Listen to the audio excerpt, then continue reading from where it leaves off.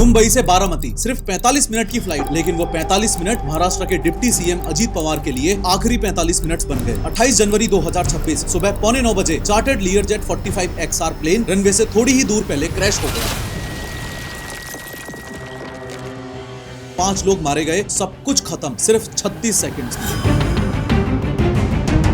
लोगों को लगता है कि ब्लैक बॉक्स मिला, मानो कोई पेन ड्राइव मिल गई। उस पेन ड्राइव को बस अब लैपटॉप में लगाना है और सामने स्क्रीन पर HD में क्रैश की वीडियो चल जाएगी, खेल खत्म। लोगों के दिमाग में सूबे उभर रहे हैं कि क्या अजीत पवार का प्लेन पॉलिटिक्स के चलते जानबूझ के क्रैश तो नहीं करवाया गया, क्या कुछ छुपाया जा रहा है। Mamata Banerjee, the first big leader who has expressed some doubt about the circumstances of the crash, saying that there are people who told me that he was going to leave the Mahayuti fold. तो 100 बात की एक बात यह है कि accident के बाद मिली हुई हर डेड बॉडी एक कानूनी पेच है जिसपे करोड़ों का दावा ठोका जा सकता है। Air France flight 447 Atlantic ocean के बीच में क्रैश हुई थी। वो ब्लैक बॉक्स समंदर की 3900 मीटर की गहराई में चला गया था, यानी कि टाइटैनिक जितना नीचे। ऑलमोस्ट 2 सालों तक अंडर वाटर रोबोट्स और सोनार से ढूंढा गया। उस एक ब्लैक बॉक्स की इन्वेस्टिगेशन की वजह से पूरी दुनिया में 387 प्लेन्स को ग्राउंड कर दिया गया। बोइंग को बिलियंस ऑफ डॉलर्स का नुकसान हुआ, कंपनी के शेयर्स 20% गिर गए। अब ये बात तो सही है, लेकिन इससे ज्यादा सही बात यह है कि आधा सच पूरे झूठ से ज्यादा खतरनाक होता है। लेकिन हर बार की तरह शुरू से शुरू करते हैं। ब्लैक बॉक्स वो भी तुरंत मिल गया, इन्वेस्टिगेशन शुरू भी हो गई, लेकिन हर व्हाट्सएप ग्रुप में, हर न्यूज चैनल पर वो ही एक सवाल घूम रहा है कि डेटा कहां है, क्रैश का एग्जैक्ट रीजन क्या है, या फिर सच में इतना नॉर्मल है कि ब्लैक बॉक्स हाथ में आने के बाद भी एग्जैक्ट रीजन पता करने में कई महीने और सालों साल भी लग जाते हैं। आज की इस 3D वीडियो में हम कॉन्स्पिरेसी थ्योरीज को साइड में रख के सीधे एविएशन इन्वेस्टिगेशन प्रोटोकॉल्स और उसकी टेक्निकल सच्चाइयों के बेसिस पर समझेंगे कि सिर्फ इंडिया में ही नहीं बल्कि पूरी दुनिया में ब्लैक बॉक्स मिलने के बाद भी ब्लैक बॉक्स में से डेटा निकाल के प्लेन का एग्जैक्ट एक्सीडेंट रीजन जानने में इतना टाइम आखिर लगता क्यों है। Ahmedabad Air India plane accident की रिपोर्ट आने में भी कई महीने और लगेंगे। कोबी ब्रायंट हेलीकॉप्टर क्रैश की रिपोर्ट आने में भी 1 साल से ज्यादा लगा। इनफैक्ट हर प्लेन क्रैश की रिपोर्ट आने में महीनों तो लग ही जाते हैं। तो चलो समझते हैं कि AI और 5G के जमाने में ब्लैक बॉक्स हाथ में आने के बाद भी सच बाहर आने में इतना टाइम क्यों लगता है। First let's unpack this. सबसे पहले उस मिथ को तोड़ते हैं जो इस सारे कंफ्यूजन की जड़ है। लोगों को लगता है कि ब्लैक बॉक्स मिला, मानो कोई पेन ड्राइव मिल गई। उस पेन ड्राइव को बस अब लैपटॉप में लगाना है और सामने स्क्रीन पर HD में क्रैश की वीडियो चल जाएगी, खेल खत्म। ये सबसे बड़ी गलतफहमी है और सारी गड़बड़ यहीं से ही शुरू होती है। पहली बात तो ये कि ये ब्लैक नहीं ब्राइट ऑरेंज होता है ताकि मलबे में दूर से दिख जाए। ये बात तो अब वैसे भी काफी लोग जानने लगे हैं, लेकिन असली मुद्दा रंग का है ही नहीं, मुद्दा है अंदर के डेटा का। इसके अंदर कोई MP3 या एक्सेल फाइल नहीं है जो कोई भी खोल ले। पर अगर वीडियो नहीं, ऑडियो नहीं, तो फिर क्या है? तो इसके अंदर जो डेटा रिकॉर्ड होता है वो रॉ बाइनरी कोड्स में होता है, यानी कि जीरोस एंड वंस। सिर्फ जीरोस और वंस की एक बहुत लंबी उलझी हुई स्ट्रीम। सोचो एक ऐसी लैंग्वेज जिसे सिर्फ कुछ चुनिंदा लोग ही पढ़ सकते हैं। ब्लैक बॉक्स के अंदर जो डेटा होता है इसके 2 हिस्से होते हैं। पहला हिस्सा है FDR यानी कि फ्लाइट डेटा रिकॉर्डर। ये प्लेन का दिमाग है। ये 1000 से भी ज्यादा चीजें रिकॉर्ड करता है। हर सेकंड इंजन का टेम्परेचर, पंखों का angle, heat, height, cabin pressure, auto pilot on था या ऑफ, पायलट ने कौन सा बटन कब दबाया, सब कुछ। मतलब प्लेन की हर एक हरकत इस FDR में कैद होती है। और दूसरा हिस्सा है CVR यानी कि कॉकपिट वॉइस रिकॉर्डर। ये प्लेन के कान है। ये कॉकपिट की आखिरी 2 घंटे की हर आवाज रिकॉर्ड करता है। पायलट्स की बातें, अलार्म्स की घंटी, इंजन की आवाज, यहाँ तक कि उनकी सांसों की आवाज भी। मतलब ब्लैक बॉक्स से डेटा निकालना ऐसा नहीं है कि किसी ने अपने लैपटॉप पे लगाया और डेटा निकाल लिया। इसे डिकोड करने के लिए एक स्पेशल हार्डवेयर चाहिए। प्लेन बनाने वाली कंपनी जैसे बम्बार्डियर या सेस्ना, उनका प्रोप्राइटरी सॉफ्टवेयर चाहिए जो कि ऑब्वियसली पब्लिकली अवेलेबल नहीं होता है। प्रोप्राइटरी सॉफ्टवेयर मतलब जैसे तुम्हारे फोन का पासवर्ड सिर्फ तुम्हें पता है, वैसे ही हर प्लेन मैन्युफैक्चरर जैसे बोइंग, एयरबस, बम्बार्डियर एक्सेट्रा अपना स्पेशल सॉफ्टवेयर रखते हैं जो सिर्फ उन्हीं के ब्लैक बॉक्स को डिकोड कर सकता है। ये सॉफ्टवेयर पब्लिकली अवेलेबल नहीं है। इसे एयरप्लेन की पर्सनल की समझो। एंड मोस्ट इंपोर्टेंटली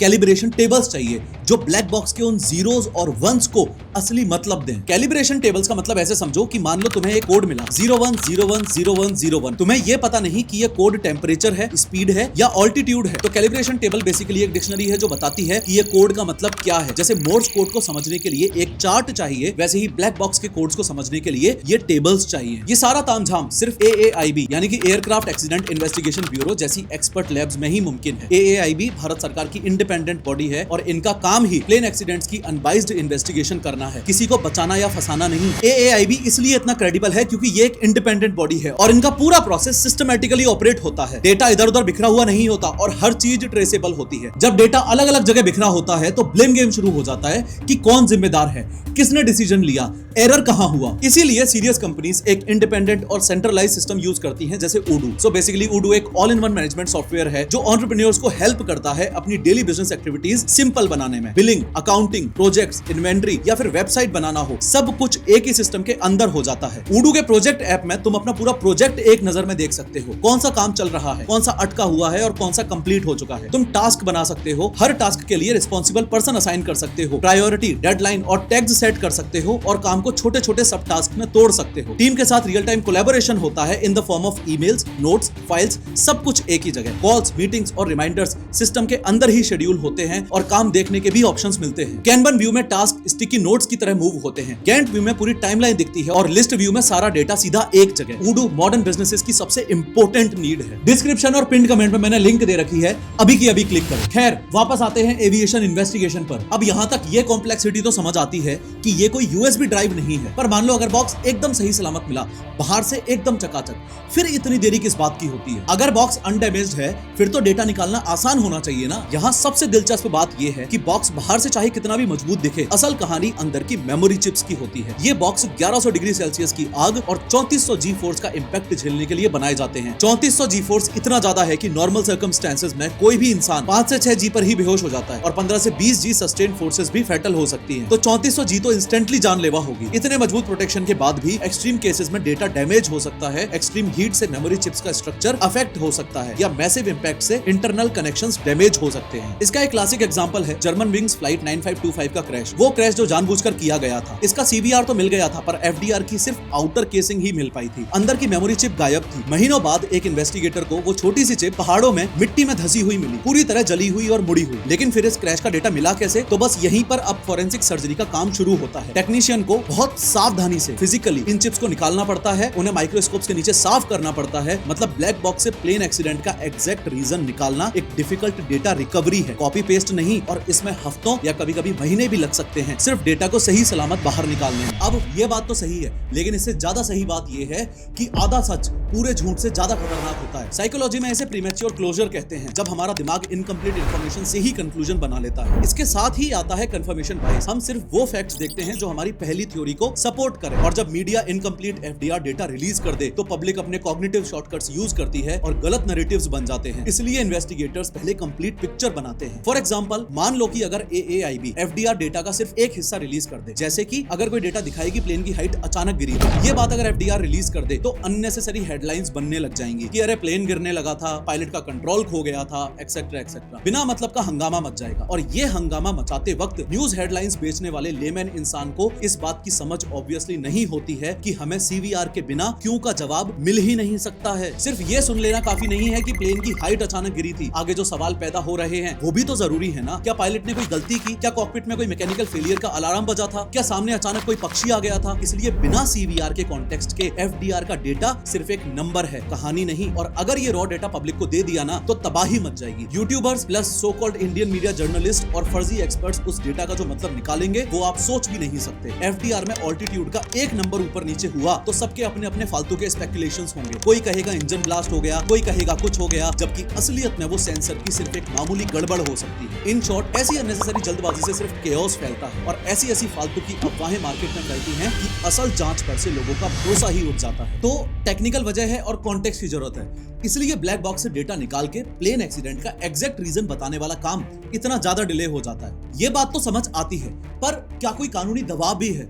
क्या कोई इंटरनेशनल रूल्स भी हैं जो इन अथॉरिटीज को चुप रहने पर मजबूर करते हैं? इसका आंसर है हाँ, बिल्कुल। और ये बहुत बड़ा फैक्टर है। और ये सिर्फ भारत का मामला नहीं है, पूरी दुनिया में ICAO NX13 aircraft accident and incident investigation का एक इंटरनेशनल प्रोटोकॉल फॉलो होता है और इंडिया भी इस प्रोटोकॉल को मानने के लिए लीगली बाउंड है। इसके पीछे कुछ कड़वे सच हैं और सबसे पहला और most important reason to follow this protocol is legal liability, यानी कि कानूनी मुकदमेबाजी का डर, कि जिसकी वजह से एक्सीडेंट के तुरंत बाद अथॉरिटीज ये बताने से डरती हैं कि प्लेन एक्सीडेंट के क्रैश का रीजन एग्जैक्ट क्या था, इस बात की गहराई को समझो। सोचो अगर जांच पूरी होने से पहले ही इनिशियल डेटा के इन्वेस्टिगेशन के बेसिस पर कह दिया कि प्लेन एक्सीडेंट पायलट की गलती की वजह से हुआ है, तो पायलट का परिवार और उनकी यूनियन सरकार और अथॉरिटीज पर मानहानि का केस ठोक देंगी। अगर कह दिया कि मेंटेनेंस में कमी थी तो एयरलाइन सू करेंगी। अगर कहा कि डिजाइन में खराबी थी तो एरोप्लेन बनाने वाली कंपनी सू कर देगी। तो 100 बात की एक बात यह है कि एक्सीडेंट के बाद मिली हुई हर डेड बॉडी एक कानूनी पेज है जिसपे करोड़ों का दावा ठोका जा सकता है। एंड मोर इंपोर्टेंटली सिर्फ इतना ही नहीं, इसके बिजनेस इंप्लीकेशंस भी हैं। अगर जांच पूरी होने से पहले ये कह दिया जाए कि प्लेन के डिजाइन में कोई खराबी थी तो उस कंपनी के उस मॉडल के हजारों प्लेन्स को दुनिया भर में ग्राउंड करना पड़ सकता है। दस उस कंपनी के शेयर्स धड़ाम से गिर जाएंगे। और ये कोई ऐसी वैसी सिर्फ हवाई बात नहीं है। 2019 में इथियोपियन एयरलाइंस 302 के क्रैश में जब ब्लैक बॉक्स डेटा एनालाइज हुआ तो पता चला कि बोइंग 737 मैक्स के MCAS सिस्टम में खराबी थी। उस एक ब्लैक बॉक्स की इन्वेस्टिगेशन की वजह से पूरी दुनिया में 387 प्लेन्स को ग्राउंड कर दिया गया। बोइंग को बिलियंस ऑफ डॉलर्स का नुकसान हुआ, कंपनी के शेयर्स 20% गिर गए और एविएशन इंडस्ट्री में नए सेफ्टी रूल्स बन गए। बस एक ब्लैक बॉक्स और पूरी कहानी ही बदल दी। उसके अलावा इंश्योरेंस का भी मामला होता है। सिर्फ एक मेजर प्लेन एक्सीडेंट के पीछे हजारों करोड़ों के इंश्योरेंस क्लेम्स होते हैं। प्लेन का, पैसेंजर्स का, ग्राउंड पे हुए नुकसान का। इंश्योरेंस कंपनियां एक एक पैसा देने से पहले A to Z एकदम क्रिस्टल क्लियर कारण जानना चाहती हैं और जब तक फाइनल रिपोर्ट नहीं आती तब तक कोई पैसा रिलीज नहीं होता है। प्लस एक और पहलू है जो लोग अक्सर भूल जाते हैं, दैट इज प्राइवेसी और इमोशंस। मैं यहाँ पे बात CVR की कर रहा हूँ। देखो CVR में पायलटों के आखिरी शब्द होते हैं, उनका तनाव, शायद उनके आखिरी पलों की चीखें। दुनिया में कहीं भी किसी भी देश में CVR की ऑडियो पब्लिक को नहीं सुनाई जाती है। ये उन एक्सीडेंट में मारे गए लोगों की प्राइवेसी और उनके परिवार की भावनाओं का सम्मान करने का एक तरीके का इंटरनेशनल प्रोटोकॉल है। अब जानना तो ये भी जरूरी है ना कि असल में एग्जैक्टली कितना टाइम लगता है ब्लैक बॉक्स से डेटा निकाल के प्लेन एक्सीडेंट के क्रैश का एग्जैक्ट रीजन बताने में।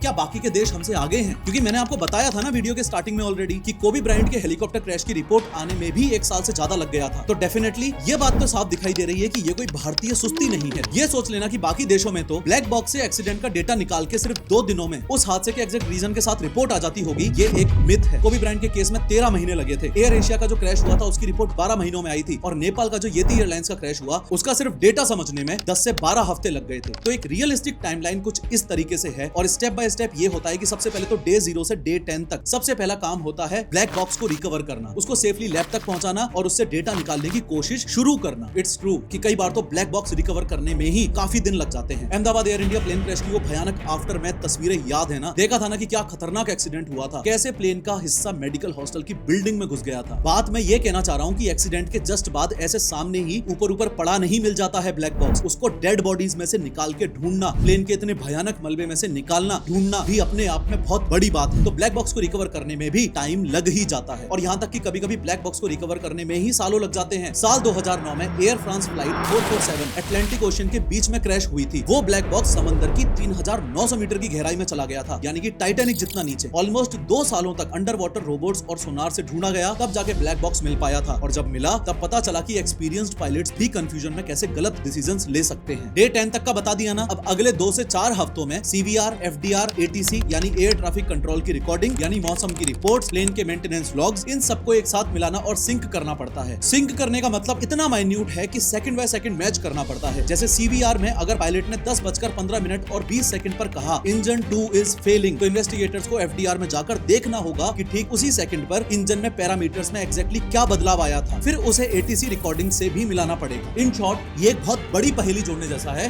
तो इसमें कम से कम 1-1.5 महीना तो लग ही जाता है। इसके बाद वीक 4 से वीक 8 के बीच यानी कि करीबन 30 से 45 दिन बाद प्रिलिमिनरी रिपोर्ट आती है। अजीत पवार के केस में भी प्रिलिमिनरी रिपोर्ट का इंतजार किया जा रहा है और ये रिपोर्ट सिर्फ फैक्ट्स बताती है, कारण नहीं। मतलब कि प्लेन कहां से उड़ा, कहां पहुंचा, मौसम कैसा था, बस ये सब। और final legally vetted detailed report जिसमें क्रैश का कारण और फ्यूचर रिकमेंडेशंस होती हैं, उसे आने में 6 से 12 महीने या कभी-कभी उससे भी ज्यादा लग जाते हैं। पर इस पूरे सिस्टम को देख के एक सवाल मन में आता है कि आज 5G, क्लाउड कंप्यूटिंग और AI के जमाने में क्या ये सब कुछ पुराना नहीं हो गया? क्या ये सारा का सारा डेटा रियल टाइम में ग्राउंड पे स्ट्रीम नहीं किया जा सकता ताकि बॉक्स ढूंढने का झंझट ही खत्म हो जाए? तो सुनो और ध्यान से सुनो कि बात यह है कि ये सवाल एविएशन इंडस्ट्री में सालों से डिस्कस हो रहा है। इसे स्ट्रीमिंग ब्लैक बॉक्स कहते हैं। इसके फायदे साफ हैं। अगर कोई प्लेन जैसे MS-370 समंदर में गायब हो जाए तो इसका डेटा तुरंत मिल जाएगा। बाय द वे, इस लॉन्ग वीडियो में मैंने डिटेल में बताया था कि MS-370 के गायब होने की पूरी कहानी क्या है। बहुत इंटरेस्टिंग वीडियो, जाके जरूर देखना। एनीवेज, स्ट्रीमिंग करने से प्लेन का डेटा तो तुरंत मिल जाएगा, लेकिन इसके चैलेंजेस भी बड़े साफ हैं। जैसे कि सबसे बड़ा चैलेंज है बैंडविड्थ और कॉस्ट। सोचो सोचो दुनिया में किसी भी एक टाइम पर हजारों प्लेन्स हवा में होते हैं और हर प्लेन हर सेकंड हजारों पैरामीटर्स का डेटा जनरेट कर रहा है। इस सारे डेटा को बिना रुके रिलायबल तरीके से स्ट्रीम करने के लिए जो सैटेलाइट इंफ्रास्ट्रक्चर चाहिए वो बहुत महंगा होगा। और दूसरा बड़ा मुद्दा है डेटा सिक्योरिटी का। अगर ये डेटा स्ट्रीम हो रहा है तो इसे हैक भी तो किया जा सकता है ना। कोई हैकर प्लेन के लाइव डेटा से छेड़छाड़ कर सकता है। मतलब टेक्नोलॉजी तो है पर उसे इंप्लीमेंट करना अभी प्रैक्टिकल नहीं है। अभी के लिए फिजिकल ब्लैक बॉक्स जो इतना मजबूत है कि वो हर हादसे में बचा रहता है वो ही सबसे रिलायबल सॉल्यूशन माना जाता है। तो कुल मिलाकर ब्लैक बॉक्स से डेटा निकालकर एग्जैक्ट रीजन का पता लगाने की ये जो चुप्पी है ये कोई साजिश नहीं बल्कि एक प्रोसेस है। एक बेहद जरूरी और डिसिप्लिन्ड प्रोसेस जो जल्दबाजी पर नहीं बल्कि एक्यूरेसी पर चलता है। वो बात अलग है कि महाराष्ट्र डिप्टी सीएम अजीत पवार के केस में अभी आप कुछ नहीं कह सकते कि वो साजिश है कि नहीं, क्योंकि महाराष्ट्र गवर्नमेंट ने ये पूरा केस फिलहाल सीआईडी को सौंप दिया है और वो लोग ही इसकी जांच नॉन टेक्निकल पॉलिटिकल कॉन्स्पिरेसी के एंगल से कर रहे हैं। लेकिन ब्लैक बॉक्स डेटा को रिकवर करके प्लेन एक्सीडेंट का एग्जैक्ट रीजन बताने में जो लेट हो जाता है उस लेट हो जाने को साजिश से जोड़ देना ये बात सही नहीं है। आई होप तुम लोगों को ये समझ आ रहा होगा